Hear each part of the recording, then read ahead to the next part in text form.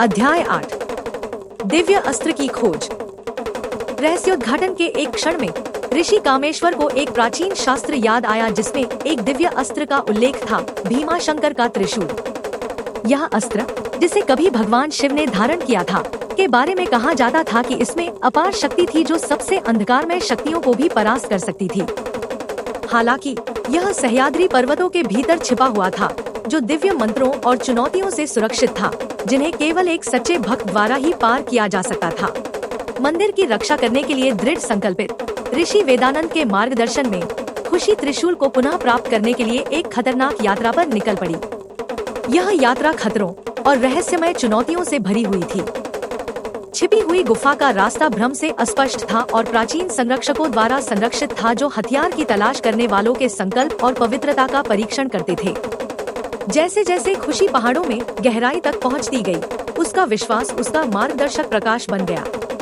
वेदानंद की बुद्धि और प्राचीन ग्रंथों के ज्ञान ने उन्हें चुनौतियों से निपटने में मदद की।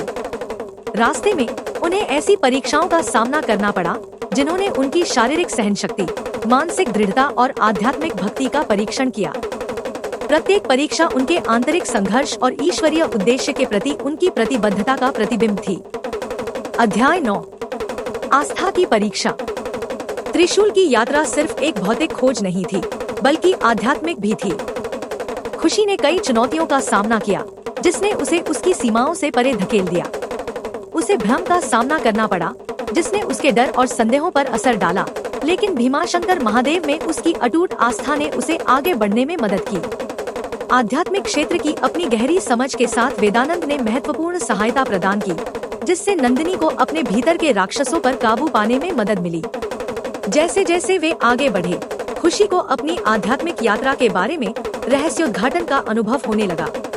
उसने पाया कि उसका ईश्वर से गहरा आंतरिक संबंध है, संभवतः पिछले जन्म से। यह पता चला कि वह पिछले जन्म में शिव की भक्त थी, जिसे भीमाशंकर के पवित्र स्थल की रक्षा करने के लिए नियुक्त किया गया था। इस एहसास ने उसके उद्देश्य और जिम्मेदारी की भावना को और गहरा कर दिया। उन्होंने जिस भी चुनौती को पार किया, वह उन्हें उस छिपी हुई गुफा के करीब ले गई, जहां त्रिशूल रखा गया था। उनकी यात्रा आस्था, भक्ति और मानवीय भावना की शक्ति का प्रमाण थी। खुशी का विकास और परिवर्तन स्पष्ट था, क्योंकि उसने मंदिर और उसकी पवित्र ज्योति के रक्षक के रूप में अपनी भूमिका निभाई। अध्याय 10 त्रिशूल का जागरण। आखिरकार खुशी और वेदानंद उस पवित्र गुफा में पहुँचे जहाँ त्रिशूल स्थापित था।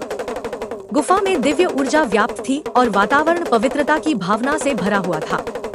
जैसे ही वे त्रिशूल के पास पहुँचे, उन्हें अंतिम परीक्षा का सामना करना पड़ा। अपने सबसे गहरे डर और संदेहों का सामना करना पड़ा। यह परीक्षा उनके विश्वास और संकल्प की परीक्षा थी। खुशी ने अपनी आंतरिक शक्ति और भीमाशंकर महादेव के मार्गदर्शन का सहारा लेते हुए अपने डर का डटकर सामना किया। पूरे दिल से भक्ति से भरी हुई उसने भगवान का आशीर्वाद पाने के लिए प्रार्थना की। दिव्य हस्तक्षेप के एक क्षण में भीमाशंकर महादेव की आत्मा प्रकट हुई, जिसने उसे परीक्षा के दौरान मार्गदर्शन दिया। उनके आशीर्वाद से खुशी ने सफलतापूर्वक त्रिशूल को पुनः प्राप्त किया। जैसे ही उसने दिव्य हथियार को पकड़ा, त्रिशूल ने अपार शक्ति बिखेरी, जिससे गुफा एक शानदार रोशनी से भर गई। खुशी ने ऊर्जा की एक जबरदस्त लहर और शांति की गहरी भावना महसूस की। त्रिशूल न केवल शिव की दिव्य शक्ति का प्रतीक था, बल्कि इसने खुशी को मंदिर और उसके भक्तों की रक्षा के लिए आवश्यक शक्ति और साहस भी प्रदान किया। अध्याय 11 भीमाशंकर की ओर वापसी।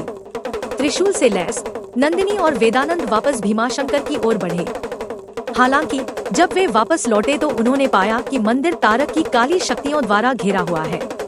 एक बार शांत मंदिर अब एक जादुई अवरोध में घिरा हुआ था, जो भक्तों की पहुंच को अवरुद्ध कर रहा था और पवित्र ज्योति को दूषित कर रहा था।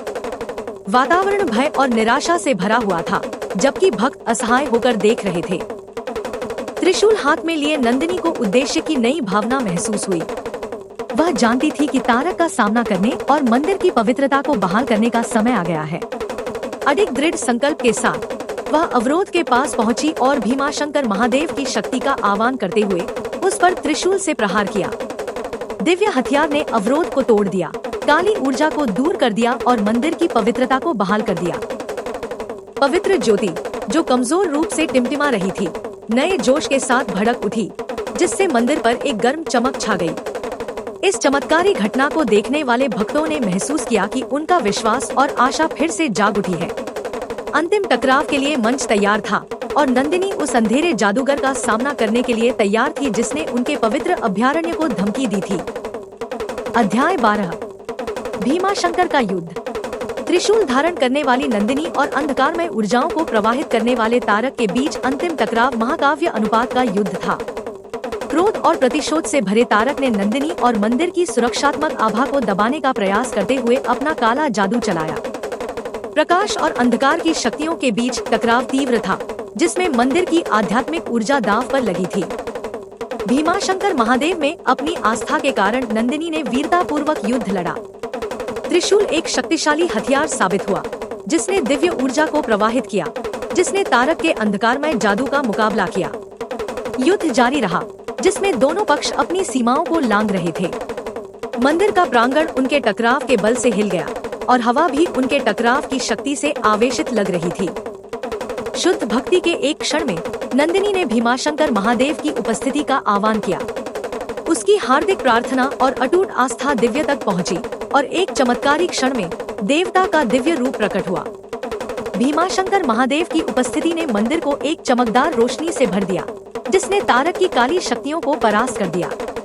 जादूगर दिव्य शक्ति का सामना करने में असमर्थ पराजित हो गया और उसका अंधकारमय प्रभाव दूर हो गया। भीमाशंकर में शांति बहाल हुई और पवित्र ज्योति पहले से कहीं अधिक प्रज्वलित हुई। दिव्य हस्तक्षेप ने न केवल मंदिर को बचाया, बल्कि आस्था और भक्ति की शक्ति को भी मजबूत किया। भक्तों ने खुशी मनाई। भीमाशंकर महादेव की सुरक्षा में उनका विश्वास फिर से पुष्ट हुआ। अध्याय 13 जीर्णोद्धार और प्रतिबिंब।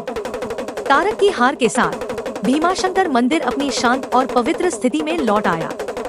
मंदिर का परिसर, जो कभी अंधेरे ताकतों से दूषित था, साफ हो गया और एक नई आध्यात्मिक ऊर्जा से भर गया। पवित्र ज्योति, जो अब और भी अधिक तीव्र प्रकाश के साथ जल रही थी, भीमाशंकर महादेव की दिव्य उपस्थिति का प्रतीक थी। भीमाशंकर की रक्षक के रूप में प्रशंसित नंदिनी ने विनम्रता और समर्पण के साथ अपनी भूमिका को अपनाया। उन्होंने मंदिर की सेवा जारी रखी, यह सुनिश्चित करते हुए कि पवित्र ज्योति हमेशा जलती रहे और भक्तों को उनकी आध्यात्मिक यात्रा में मार्गदर्शन मिले। ऋषि कामेश्वर और ऋषि वेदानंद नंदिनी की बहादुरी और विश्वास पर गर्व करते हुए भक्ति, विश्वास और भीमाशंकर महादेव की दिव्य सुरक्षा के महत्व पर विचार करते हैं। घटनाएं जो घटित हुईं, वे विश्वास की शक्ति और पवित्र स्थानों की रक्षा के महत्व की एक शक्तिशाली याद बन गई। मंदिर के रखवाले और भक्तों ने समान रूप से उस दिव्य हस्तक्षेप के लिए कृतज्ञता और श्रद्धा की गहरी भावना महसूस की, जिसने उन्हें अंधेरे से बचाया था। अध्याय 14 कथा जारी है।